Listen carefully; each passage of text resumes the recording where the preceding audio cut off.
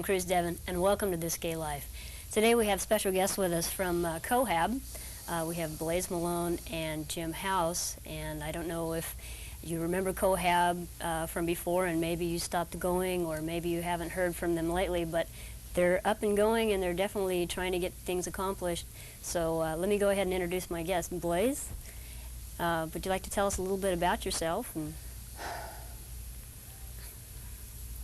well, I was, I guess I went to the second COHAB meeting, and that was my introduction to COHAB, and I got pretty active because I thought it was really necessary. The time that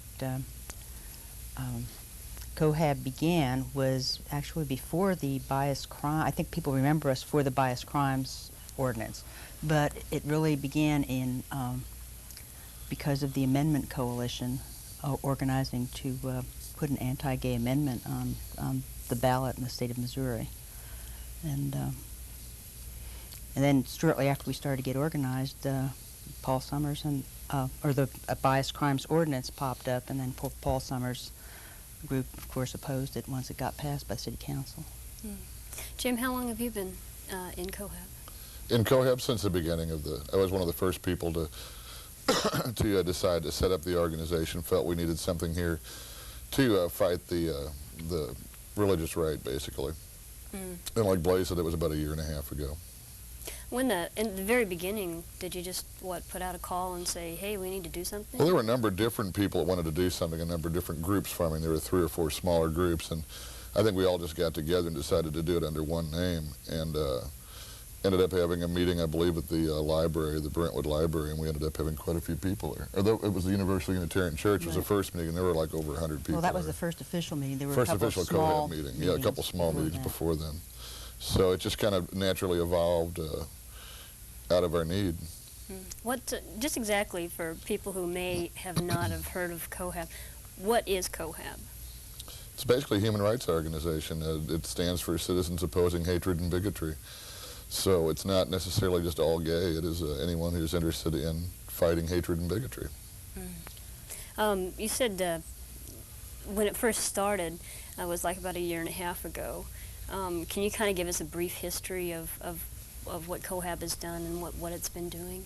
Well, we networked with some other organizations to fight the bias crimes ordinance, or to oppose the opposition to the bias crimes ordinance. The diversity network of the Ozarks and different groups joined with us, and we, for example, had an ad in the newspaper and provided speakers for various deals, and we had a couple news conferences, and it was the first time we'd ever really stepped forward to let people know that there are gay people in Springfield. I think part of it came up from a comment that Mel Hancock made, that he didn't think there were any gay people in his district, so he wasn't concerned about anything that had to do with homosexuals. And of course, doesn't that take up all of Springfield, his district? Well, it takes up more than that. It's all of Joplin, right. too. It's pretty much southwest Missouri. Right. Oh, gosh, there's an awful lot of bars for no gay people there. Well, gay peoples are more than just bars. Yeah, obviously. When it first began, you said there was like 100 people at the meeting. What were kind of the arguments and the ideas that people wanted to have voiced for COHAB? What do you mean? Well, I mean, when we first got together and when the very first meeting, I'm sure there was a lot of concerns. I mean, a lot of people knew that there was the opposition, like Paul Summers, and a lot of people knew that there was Paul Summers and stuff out there, but they hadn't really quite grown into like a real brick wall that we ran into. No, the big thing was the fact that it was then, gosh, what's his name? I knew all these names back then. Someone, he's Who are you trying to with think of? Operation Rescue. Terry? Oh. Terry. Boy, I don't remember his name. But the Amendment Coalition was formed, and they were trying to get an amendment on the ballot that would basically take rights away from gays, or prevent gays from having redress to the state government. I mean, no bill would have been able to be passed specifically allowing gay rights, or specifically concerning gays. And I think that scared everybody. And I think that's the big reason that little groups of people started meeting, and then we finally had this big meeting. Well, since then, the amendment did get on, or it didn't get on the ballot, actually. No, Paul Summers eventually was made the head of the amendment coalition, and he did not succeed in getting the 120,000 or so votes that were or signatures that were necessary to get it on the ballot. In fact, I heard that he got around 40,000 votes, which is about a third the number. And since that's not on the ballot, it never made it on the ballot and stuff. What do we need to really be concentrating on now? Well, it never made it on the ballot, but that doesn't mean that people that organized the amendment coalition became inactive. Just recently in the Springfield Business Journal I read where Mr. Summers incorporated his group, Citizens for Decent Standards, for media purposes. So I expect we'll see a lot more out of him. It'll be, the form of literature and maybe TV spots, I don't know. Do you think they'll be directly anti-gay, or? Probably anti-anything that they don't agree with, which, could be a lot of things. But I think Paul Summers' own particular thing, and I don't understand exactly why, is being anti-gay. Well, I think he recognizes this method of getting money. I think it's something that they can push, and they can push certain people's buttons and get money for it. That's almost been proven. As far as activities, as we go along, you just had a meeting not too long ago. Yeah, we kind of a reorganization meeting right after the Amendment Coalition, right after the the bias crimes ordinance failed and the Amendment Coalition failed statewide. Those of us that were real active in COHAB were very tired. We'd done a lot of things. We'd done most of it by ourselves, and it was just a big period of burnout, and we just let things sit. And then I would say in the last couple of months, I've had more people calling, Blaize and I both have, asking, what's going on with COHAB. We did all this past summer have volleyball games at a local park, and it was very popular, and at times we'd have 80 people there, and it was every Sunday afternoon, and it worked out well, and we will continue that again this summer. But we had some money in our treasury, and we were just concerned, do people want COHAB still or not? And if they do, what do they want us to do? So we called a meeting for a couple weeks ago, and we had a reasonably good attendance, and the people there were very adamant about keeping COHAB alive. We need COHAB. We need COHAB to tell us, what's going on politically. We need COHAB as a social base beside the bar scene. One of the main focuses, there were 2 young men, there were 2 teenagers there. I think one of our main focuses in the coming year will be reaching the gay youth, because it has been proven that 30% of 30% of teen suicides are because the kids are gay and can't handle it. And in this town, there's nowhere they can go, no place they can call. They feel very alone, and we're going to try and do some organization. And suicide is the third leading cause of death among teenagers, and the second leading cause of death among youth of college age. So, gay youth really does need to have a place to turn. Yeah, another thing that COHAB did during this long hiatus is we were providing speakers for various things. We've gotten calls from churches. We spoke before a couple of other kinds of groups too. But people have continued to call us through all of this and ask for speakers. Well, that's good. That shows there's still some knowledge in the general public that... Yeah, we debated whether to change the name or not, and people were also, again, very strict on it. No, let's keep the name because it's got recognition now. And people do know COHAB, do know what we stand for. And we thought about maybe changing it to something that wasn't quite, so hatred and bigotry, but people wanted us to keep it. As far as, you said that is COHAB like a political organization, a social one? You said it's both? I think it's anything that you want it to be. Is what we're trying to do. It's going to be social, it'll be political. Educational. It's I guess like a, I don't know, town center for gay people type thing. What you want, we will do, what we can afford to do. When you say and what we can get the people to help us do. The same people that have been involved from the beginning, can't be doing all the work. But if someone is interested in doing something, come to us, let us know, and we'll see what we can do about it. We'll definitely find something for them to do. Right. As far as for the future, what do you see the possibilities for COHAB doing in the future? A gay hotline, I think, would be one of our immediate goals. Would be try to set up some kind of a hotline for people that can call that have had problems. That and just educating people about voting, about elections coming up, and what various candidates stand for. And we have basically been a hotline. I mean, I've gotten calls from people who live out in the country and have been hassled. I've gotten calls from people who are wanted referrals to lawyers who might help them in child custody cases.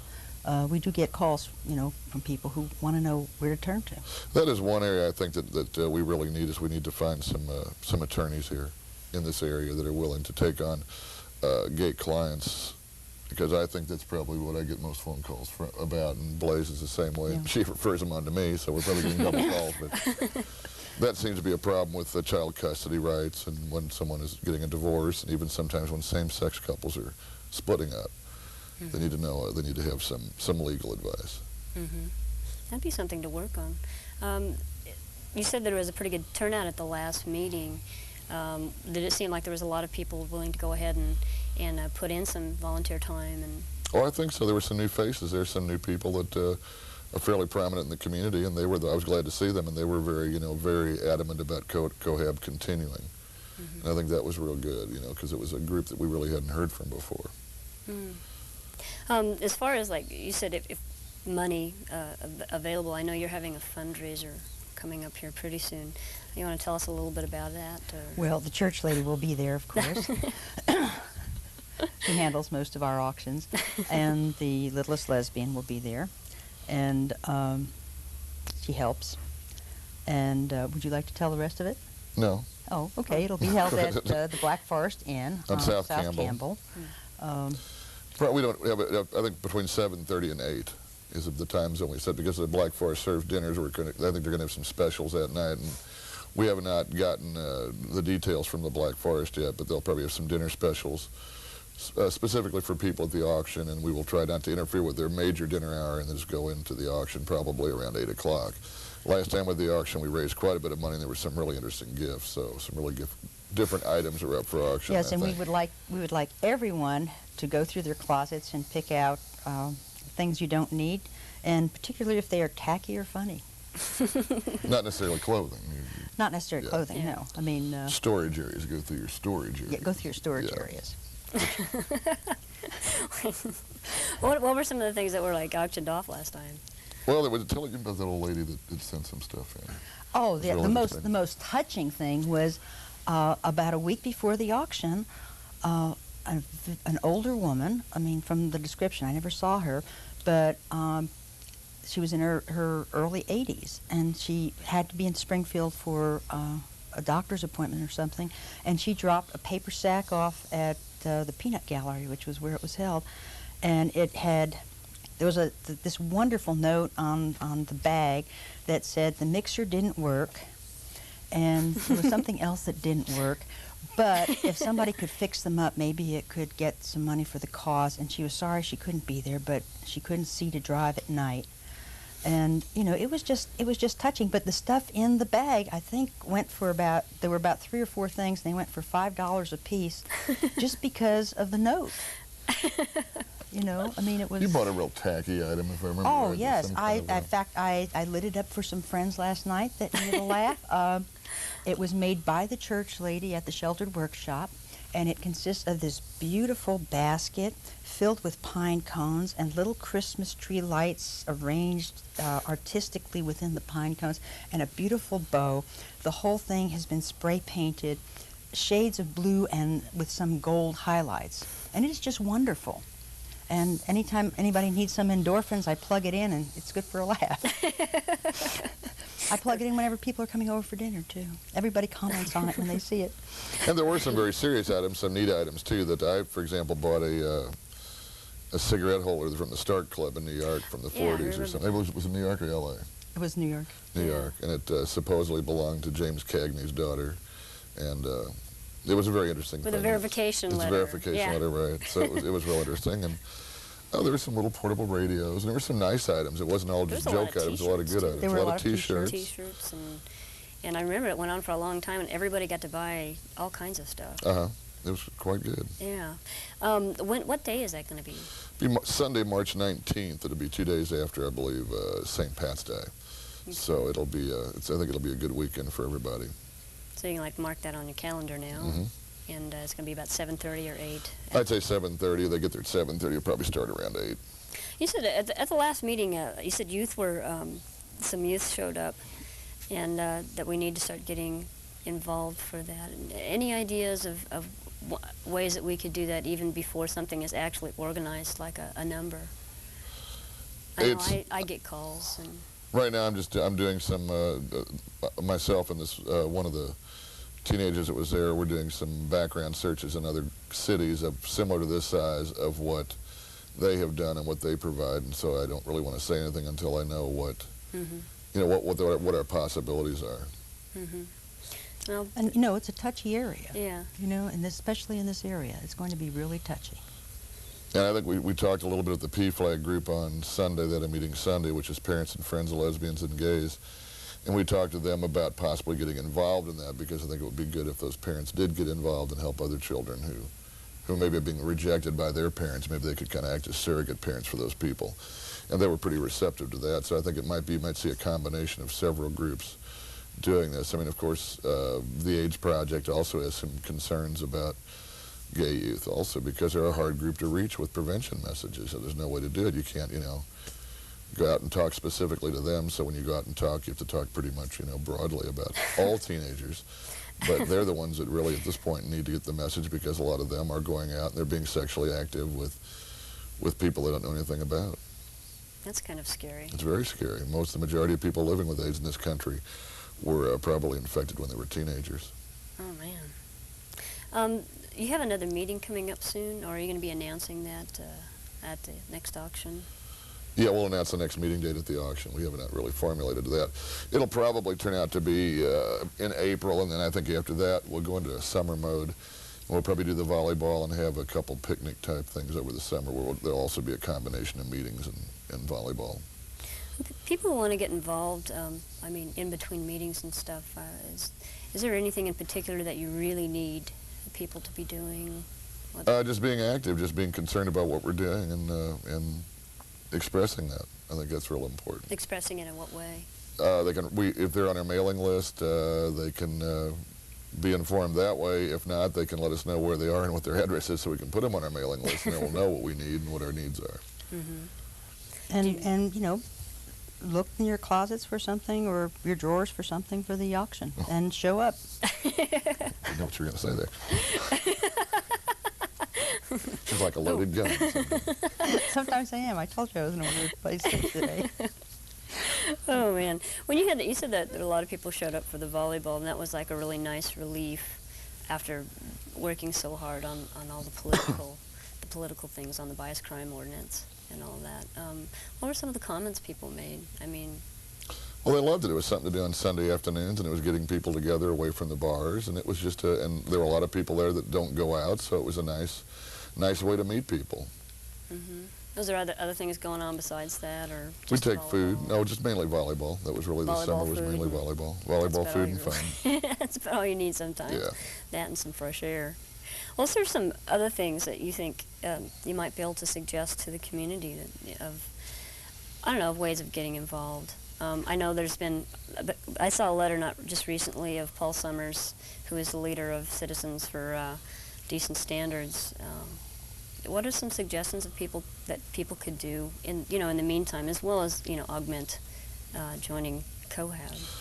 Well, I think people, if they see letters to the editor, or there's something in the paper that irritates them that's said in it, they need to be vocal about it and express themselves through the letters to the editor column. I know there was somebody that complained about the gay column that's in there on Sundays. Why does it run on Sundays? I don't know what any other day would make any difference. They'd probably bitch it over another day too. But it's not a dignified day for gays. Right. I guess they need to, if people are upset about that, they need to write back and say, it's a great day for that column. Because more people buy the Sunday paper than buy the daily paper. Well, that's true. I think it's a great day for it. But Yeah. And I ranted a little bit when I read that. I just thought, gosh, I don't know, maybe Monday afternoon, would that be better? Or, Yeah, you need to be more vocal. People need to express what they're feeling. What their feelings are. If they read something in the paper, even on the national level, or something that the Republicans are doing with their contract for America, they need to express themselves. Otherwise, you'll never be heard, like Mel Hancock not thinking there's any gay people in his district. It's like, good Lord, where's that man been? You know? Obviously not on the street. Mm-hmm. As far as like, the past that COHAB was really involved in a lot of political issues, do you see any issues coming up or maybe in the possible near future? Well, you've got a Senate Bill 55 that this Senator Russell from Lebanon has introduced where he's done this before, and he'll probably do it forever until it either passes or just totally dies in committee, where he doesn't want anything about homosexuality said in the classroom unless it's negative, basically. I think people need to get aware of that. I think that funding could be in jeopardy for some, like the AIDS Project and different organizations that are dealing with people with AIDS, and although AIDS is spreading into the general community, the majority of people with it are still gay.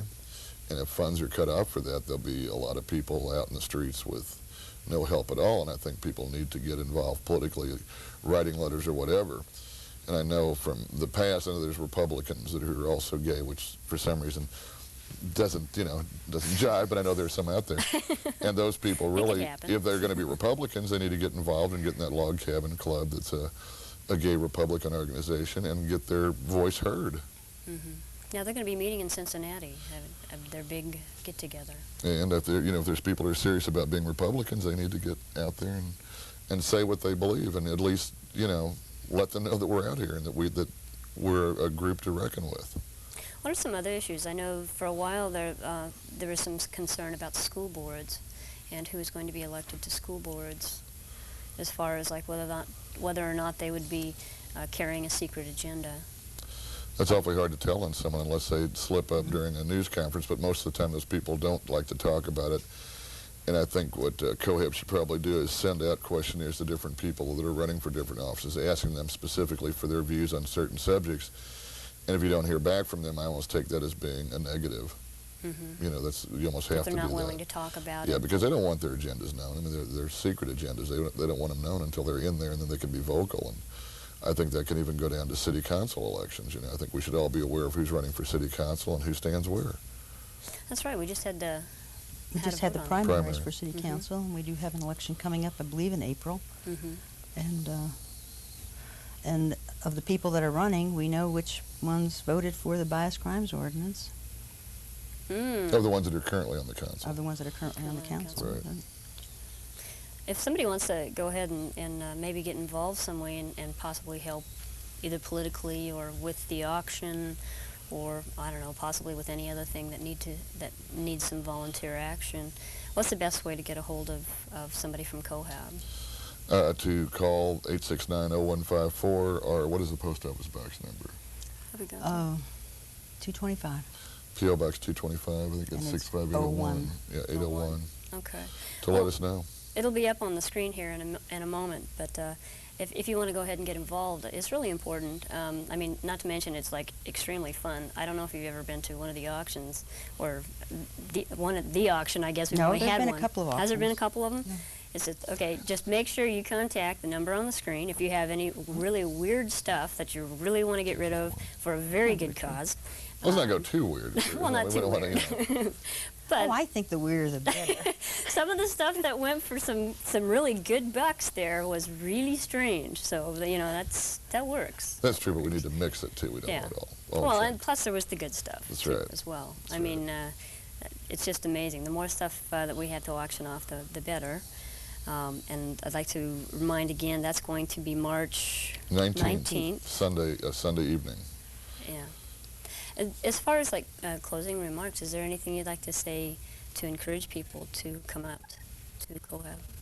No, I just think that everybody needs to come out to COHAB. It's like encouraging. It's up to you whether you want to or not. This is not it's like I said, it's not strictly for gays. There are a lot of people that are involved in COHAB that are just gay friendly. And I think that the gay people use it as a support group in a lot of ways. Mm-hmm. A support group. And you said you're going to be starting volleyball probably, in April? Maybe? It's going to depend on the weather. Depending on the weather. Let's say, we could have played this last Sunday without any problem at all. As soon as the weather is volleyball friendly. Yeah. Volleyball friendly. Okay, that's great. I'd like to thank my guests again for being with us, Jim House and Blaize Malone. If you do have any questions about COHAB and you would like to get in contact with somebody, and you didn't get the number, then just go ahead and contact us. Our number will be on the screen as the closing goes. And once again, remember there's going to be the auction. That's something that you really want to attend because they're an awful lot of fun. Not to mention, getting involved in COHAB is a really good way to meet other people and to get involved in your community, and that's very important. Once again, I'd like to thank my guest, and I'd like to thank you for joining us here on This Gay Life.